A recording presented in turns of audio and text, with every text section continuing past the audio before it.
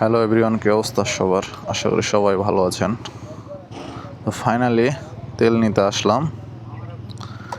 আমার দেখতে পাচ্ছেন ট্যাঙ্কি পুরাই খালি, রিজার্ভও লাফাচ্ছে, মানে টোটালি তেল নাই। মেবি 1-150 টাকার তেল আছে ট্যাঙ্কে। এখন দেখা যাক কত টাকার তেল পাই। ট্যাঙ্কি যদি ফুল পাই তাইলে তো ভাই জমে যাবে। এখন দেখা যাক কত কি দেয়, সব দেখতে পারবেন আপনারা। তো এই লোকেশনটা হচ্ছে চাঁপাইনবাবগঞ্জ, আমনুরা রোড। চাঁপাইনবাবগঞ্জের নয়াগলা টু আমনুরা রোডের পাশে হচ্ছে পেট্রোল পাম্প। আপনাদের সিরিয়াল দেখায়, এই যে ওই চলে গেছে ওই ভিতর পর্যন্ত। वाह क्या सीन है, वाह क्या सीन है। মোটামুটি গাড়ি আসছে। এখন বাজে সকাল 9টা বেজে 20 মিনিট। ম্যানেজার মেবি বলছে যে 600 করে দিতে। গ্রাহকরা বলছে মিনিমাম 1000 দিলে ভালো হয়। बात तो सही है। একটু বেশি করে তেল দিলে আপনার মানুষজনকে কম আশা লাগবে, যারা অ্যাকচুয়ালি তেল মজুদ করতেছে না। বাইকে চালানোর জন্য অ্যাকচুয়ালি দরকারই তেলটা দরকার আমাদের। মজুদ কইরা কি করব ভাই, বাইকের ট্যাঙ্কেই তেল নাই। মিনিমাম 1 মাস পর আসলাম তেল নিতে, কারণ যা ছিল তাতে চললাম। এখন প্রায় শেষ তেল, বাধ্য হয়ে আসলাম। আগে যেহেতু সব সময় 24 ঘন্টা সবগুলোই পাম্পে তেল দিত, তো মানুষের অতটা প্যারা হইতো না, যার যখন সময় হইতো তখন এসে নিয়ে যেত। এখন তো আর সেই সুযোগ নাই, তাই খোঁজ খবর নিয়ে আসতে হচ্ছে যে তেল দিচ্ছে কোন পাম্পে, কখন তেল দিচ্ছে। তো এটা একটা ব্যাপক হ্যাসেল। এই সংকট কখন শেষ হবে আল্লাহ মানুষজনের। আশা করি 10 থেকে 15 দিনের মধ্যে সব কিছু স্বাভাবিক হয়ে যাবে, যেহেতু ইরানের যুদ্ধ সিজ ফায়ারটা আরও এক্সটেন্ড করছে নাকি টেম্পো কাকা, পাগলা টেম্পো শালা। তো 15 দিনের সিজ ফায়ার ছিল, সেটাকে এক্সটেন্ড করে নাকি অনির্দিষ্টকালের জন্য করছে, যেটা একটা গুড নিউজ। কি করে রে ভাই, তেল দেওয়া শুরু করছে। আচ্ছা আপনি ঢুকে যান, তারপরে আমি ঢুকছি, সমস্যা।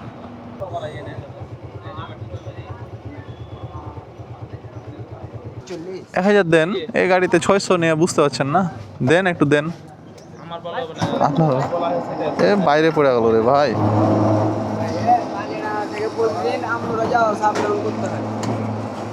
আস্তে ব্রাদার, আস্তে।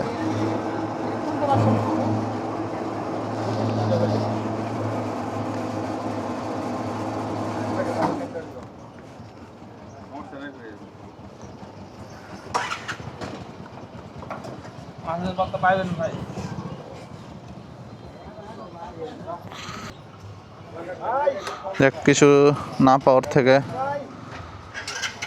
2 দাগ। তো ফাইনালি তেল নেওয়া হলো গাইজ। এই যে দেখেন, ঈদের মতো আনন্দ পাচ্ছি ভাই পুরাই। এটাই তো দরকার ছিল। रहा नहीं जाता, तड़प ही ऐसी है ना। नहीं, सुके 600 করে দিচ্ছিল, বাট আমি বলে যাই হোক যেভাবে হোক ট্যাঙ্কি ফুল করলাম।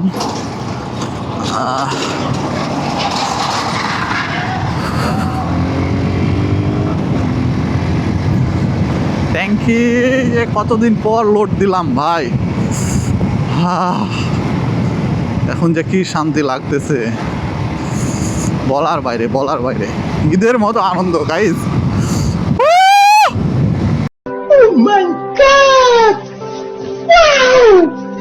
অনেক দিন পর এইভাবে বাইক নিয়ে, একটা বাইকের সামনে দিকে ট্যাঙ্কি লোড থাকলে আলাদা একটা ফিল আছে ভাই। ট্যাঙ্কি লোডের যে মজা, সেই মজাটা অনেকদিন পর পাইলাম। খালি কষ্ট একটাই, তেলের দাম বেশি, পকেটের ওপর বাড়তি চাপ। যাই হোক, ব্যাপার না।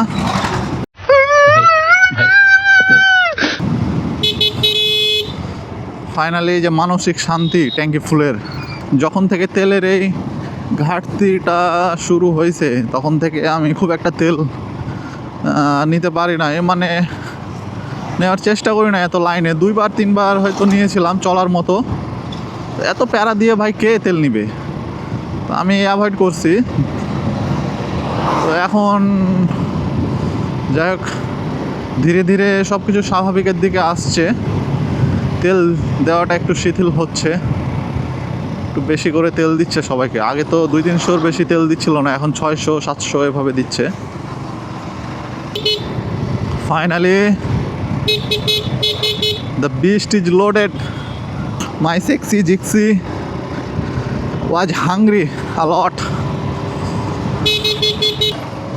এই যে পাম্পে তেল দিচ্ছে না, বন্ধ, টোটালি বন্ধ, বাইকের জন্য বন্ধ, পেট্রোল অকটেন অফ। এটা হচ্ছে ইরফান ফিলিং স্টেশন। আর পাইলাম ভাই এগুলো কিন্তু অকটেন দিছি আজকে। এর আগে আমি অনেকবার পেট্রোল ভরা গাড়ি চালাইছি, তো আমাদের এই জিক্সার গাড়িতে একটু অ্যালার্জি আছে। ফুয়েল কোয়ালিটি যদি একটু খারাপ হয় তাহলে হচ্ছে ধাক্কানো শুরু করে, ইঞ্জিনের পারফরমেন্স খারাপ হয়ে যায়, ইঞ্জিন হিটিং ইস্যু শুরু হয়। তো আমি এটা সাফার করছিলাম অলরেডি, মানে আমার ইঞ্জিনে নকিং হচ্ছিল।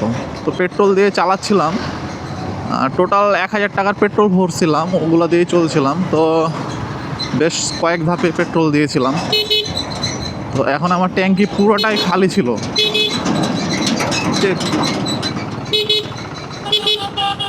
তো পুরা খালি ট্যাঙ্কিতে আপনার পুরোটাই অকটেন দিলাম।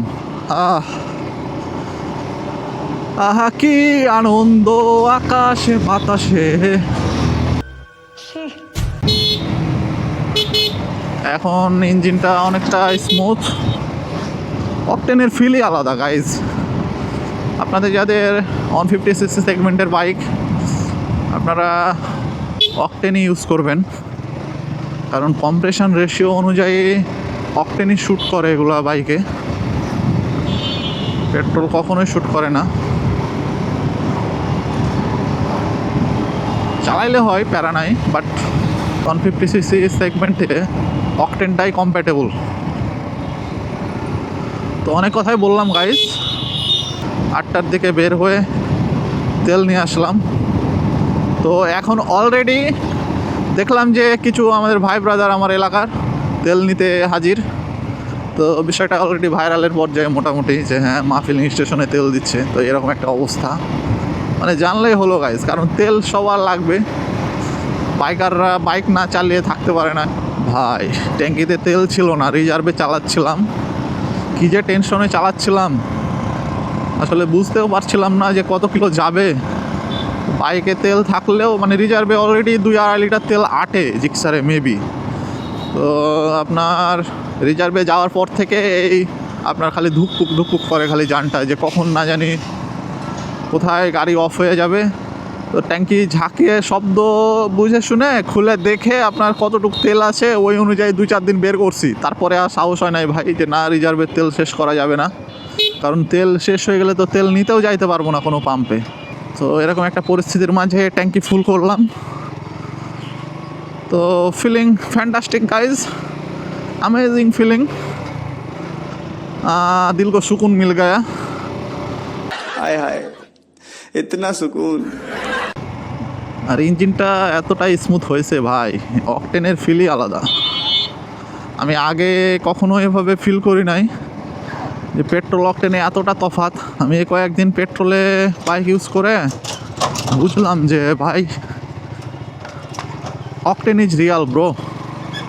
কারণ অকটেনের রন মান 90 মিট করে, যেটা পেট্রোলে মিট করে না। 150cc বাইক হলেই আপনার কম্প্রেশন রেশিও হাই থাকে।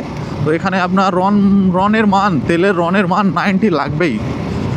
তো আমাদের বাংলাদেশের ফুয়েলের মান একে তো খারাপ, অকটেনেরই হচ্ছে আপনার রনের মান 92 থাকা বাধ্যতামূলক। সেখানে আমাদের মেবি 90 থাকে বা 90, 87, 86 এইরকম। তো সেখানে পেট্রোল তো আপনার 85, 86 মেবি বা তারও নিচে হইতে পারে। এখন তো আরও ফুয়েলের কোয়ালিটি খারাপ করে দিচ্ছে অনেক পাম্প। তো যতদূর জানি আমি যেখান থেকে তেল নিলাম, এখানে অকটেনের কোয়ালিটি খুবই ভালো। তো এখানে যে একটা ভাইকে থ্যাংক ইউ না দিলে না, এখানে যিনি দায়িত্বে ছিলেন ভাইকে অসংখ্য ধন্যবাদ। উনি আমাকে হেল্প করলো তেলটা নিতে। তো অসংখ্য ধন্যবাদ ভাই, মেনি মেনি থ্যাঙ্কস। এই ক্রাইসিসের সময়ে আমাকে এই ট্যাঙ্কি ফুল করে দেওয়ার জন্যে।